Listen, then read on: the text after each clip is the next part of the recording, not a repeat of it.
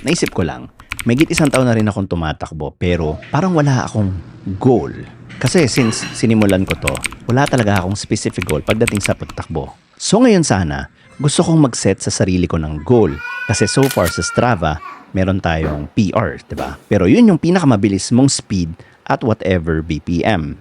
Ngayon, tignan natin yung pinakamabilis kong 10-kilometer run at 145 BPM. So far, that's 1 hour, 25 minutes, and 24 seconds. So tingin ko ang magiging goal ko ngayon ay sub 1 hour, 25 minutes, 10 kilometer at 145 BPM. Hindi ko alam kung kailan ko ma-achieve to pero tara, laban lang. Also last Friday, nahalukay ko yung luma kong sapatos na Nike Air Zoom Pegasus 39. Ang pinakamalaking problema ko dito ay size 8.5 siya. Kasi size 8 lang yung paa ko, hindi ko talaga alam kung bakit ko to binili. And nung ginamit ko siya nung Friday, sumakit talaga yung paa ko. Pero siguro dahil masikip lang yung laces. Kasi nung nilawagan ko, natapos ko naman yung takbo nang walang problema. Kaya naisip ko, i-test ko ulit siya today. And kung okay siya, edi may magagamit na ako for my next 800 kilometer run. So tara, takbo tayo.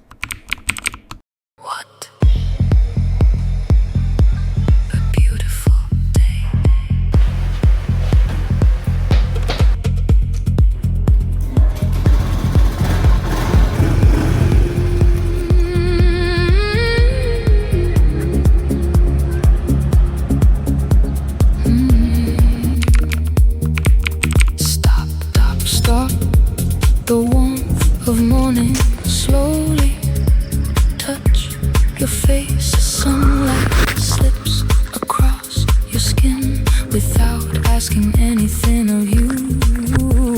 Listen to the quiet before the world begins to hurry. Breathe deep enough to smell fresh coffee, warm earth and hope arriving with the day. When was the last?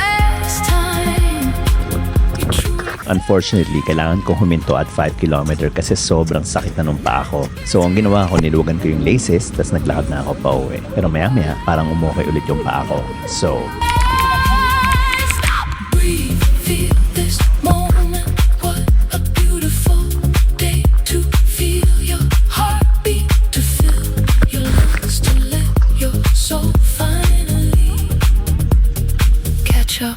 with your body.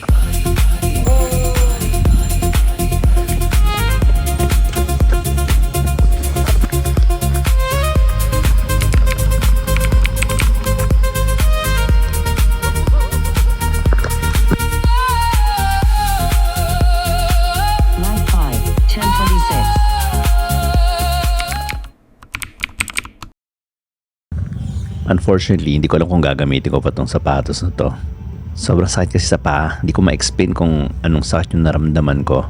Tapos nung niluwagan ko yung laces, parang umukay naman siya. So tumakbo ulit ako. Kaso nakakadala na. At ang pinakamasakit, akala ko nakatipid ako. Akala ko hindi na ako kailangan bumili ng sapatos. Napasukat tuloy ako.